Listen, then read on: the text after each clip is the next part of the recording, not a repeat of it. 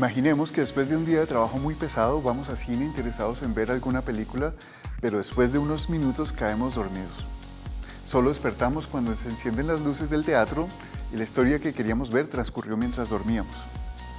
Aunque no vimos su narración, ya está completa. Su relato fluyó sin tropiezos de principio a fin. Si hacemos el mismo ejercicio hipotético con un videojuego, uno muy aburrido, con el que también nos rindiéramos el sueño, es muy posible que cuando despertáramos encontraríamos al personaje principal en el mismo lugar donde la historia donde lo habíamos dejado antes de dormirnos, esperando nuestras decisiones. Al igual que otros medios como el cine o la televisión, el videojuego también contienen imágenes y sonido.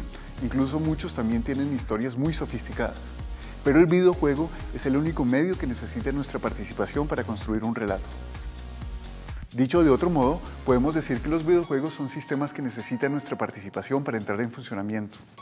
Es común relacionar a los videojuegos con otras formas narrativas como el cine o la literatura. A primera vista se pueden identificar historias en muchos de los videojuegos más populares, pero podría ser más difícil en otros.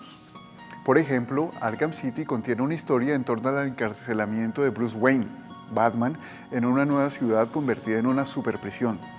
Pero ¿cuál es la historia de Pong? ¿O de Tetris?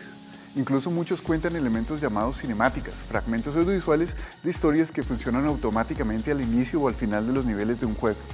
Los juegos y las historias comparten elementos estructurales, elementos típicos de la narrativa como escenarios, personajes, con motivaciones, conflictos, desenlaces familiares en formas de narración como la literatura o el cine.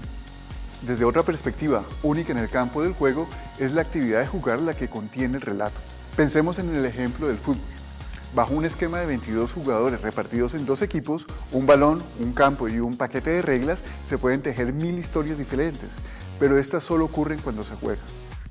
En esta línea de análisis, podemos decir que la narrativa de un juego requiere del diseño de un sistema narrativo, la disposición de una serie de elementos con propiedades específicas con los que el jugador puede interactuar. Y el resultado de esa interacción, el juego, será el relato mismo. Con el nacimiento de los Game Studies, emergió un debate muy movido en el mundo académico que enfrentaba a los ludólogos, enfocados en la mecánica con que funcionan los juegos, con los narratólogos, que supuestamente comprendían al juego y por supuesto al videojuego como una forma de narración. Hoy ese debate está superado y sabemos que si bien lo principal del juego no es su historia, los juegos en efecto contienen un elemento narrativo muy poderoso. De hecho, en este curso comprendemos el videojuego como un medio de comunicación. Si están interesados en el debate, les recomiendo leer los artículos Ludologists Love Stories 2, Notes from a Debate That Never Took Place, de Gonzalo Frasca. Desafortunadamente solo están en inglés, o la entrevista que le hace Carlos Escolari al teórico Oliver Pérez en el material adjunto del curso. Para los más familiarizados con los estudios de comunicación, les puede parecer interesante la propuesta de Henry Jenkins, que en medio de este debate propuso el diseño de videojuegos como una especie de arquitectura narrativa. Él, al igual que muchos diseñadores de videojuegos, conciben el diseño de este artefacto, más que como una construcción clásica de una historia, con un argumento que se desarrolla a lo largo de un juego, como el diseño de un espacio que privilegia su exploración, y en donde las acciones que propicia generan una historia. En los primeros años de la ludología o los Game Studies, Espen Arces llamó a los videojuegos máquinas de producir símbolos, donde un universo de significados se manifiesta como el resultado de la experiencia del juego. Como cualquier otro artefacto cultural, el videojuego está cargado de símbolos, como sus imágenes o sus sonidos, pero la diferencia con respecto a otras formas de narración reside en la manera en que estos son expuestos, y especialmente en el papel que tienen las reglas que definen nuestro comportamiento dentro del videojuego.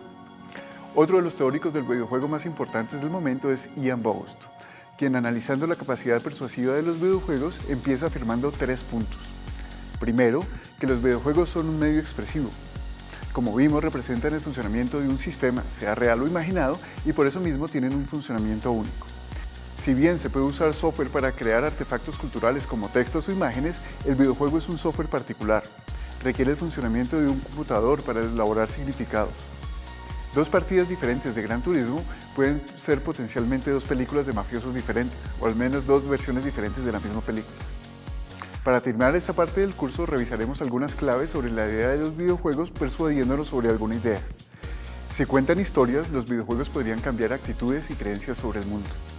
En este enfoque tendría el potencial de cambio social, no solamente a través del contenido o la historia del juego, sino también con sus reglas. ¿Cómo hacerlo? Este es el siguiente tema del curso.